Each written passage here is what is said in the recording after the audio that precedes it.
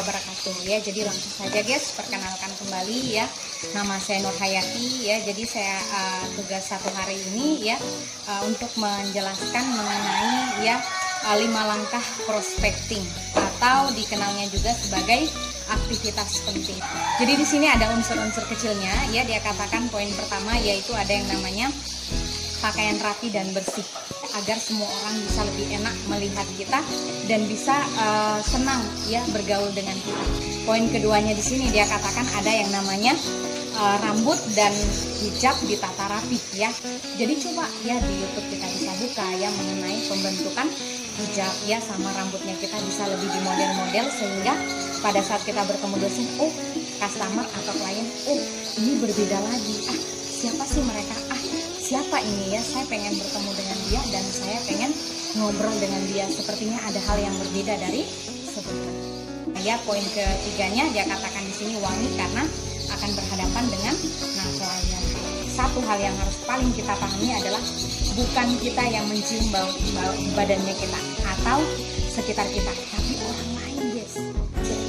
Masuk ya poin ke selanjutnya yaitu menjaga pola makan ya, dan juga pola tidurnya kita ya, agar wajah dan tubuh ya kita itu segar. Unsur keduanya yaitu sikap yang baik dan menyenangkan. Dalam unsurnya ya tidak boleh judes dan galak ya. Nah, terhadap klien apapun keadaannya. Nah ya, harus senantiasa senyum dan memberi ya kan pelayanan yang baik. Nah ya, jadi buatlah klien merasa akrab dengan kita ya. Begitu ya, kita akan mudah meyakinkan klien mereka ya. Yang ketiga, pembahasan yang ketiga yaitu memahami 3P unsur komunikasi ya. Jadi ingat guys ya, maksud dari unsur komunikasi. Jadi ini bagian-bagian kecil yang memang harus kita pahami ya. Oke, jadi luar biasa di sini ada poin pertamanya yaitu ada visual ya. Visual di sini atau dikatakan juga gambaran ya, atau bisa dikatakan seperti indera penglihatan kita. Nah ya, di sini ada bagian kecilnya ya, dia katakan ada yang namanya bahasa tubuh ya. Ingat, bahasa tubuh ini sangat berpengaruh, sangat penting. Kenapa demikian ya? Karena guys, kalau kita punya bahasa tubuh yang bagus ya, saya yakin dan percaya ya, dosen pun juga akan bisa memahami apa yang kita sampaikan ya. Terus yang dia katakan di sini juga ada yang namanya kontak mata. Nah, kontak mata di sini memang harus betul-betul kita sadari, nggak boleh lari sana lari sini ya. Atau pas lihat cewek cantik langsung lihat ya, pas lihat cowok ganteng ya. Maksudnya di sini adalah kontak matanya kita harus fokus dengan customer atau klien kita ya. Nah, di sini juga dia katakan ada yang namanya gerak tubuh. Terus dia katakan juga ya ekspresi wajah ya.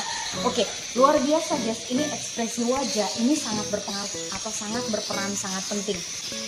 Di sini pada saat kita ajak ngobrol, biasanya mereka itu nggak memberikan respon atau respect untuk kita yang lebih menarik.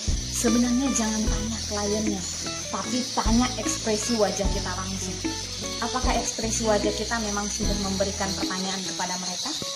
Nah, jadi luar biasa ada juga yang dikatakan senyum ya, gairah. Senyum di sini ya sangat berpengaruh. Jangan katakan cuma sekedar tersenyum.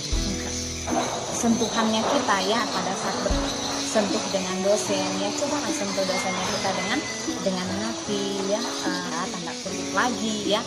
Jangan mengatakan sentuhan apa enggak ya, tapi berpikiran positif kembali ya. Oh ya, kita sapa dengan mereka dengan baik ya, otomatis mereka juga akan baik menerima. Seperti itu, jelas ya. Oke, jadi lanjut ya, kita bahas mengenai vokal ya, intonasi suara ya.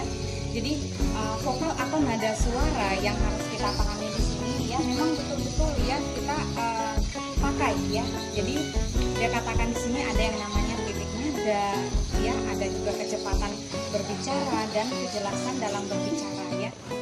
Nah, kita masuk ke poin ketiganya yaitu ada yang namanya verbal. Nah, verbal di sini dikatakan adalah bagian pemilihan tatanan kata atau pemilihan kata yang akan kita keluarkan kepada klien kita. Poin keempat yaitu menguasai nah ya pengetahuan produk. Jadi di sini guys, kita memang betul-betul harus menguasai itu ya, karena memang itu bagian juga inti dari penjelasan apa yang akan kita jelaskan ya kepada customer atau klien kita langsung ya. Nah, di sini ada unsur kecilnya. Yang pertama dia katakan ada informasi dasar produk ya. Terus yang kedua ada yang namanya material dasar produk ya, dan yang ketiga dia katakan di sini ada fungsi dasar.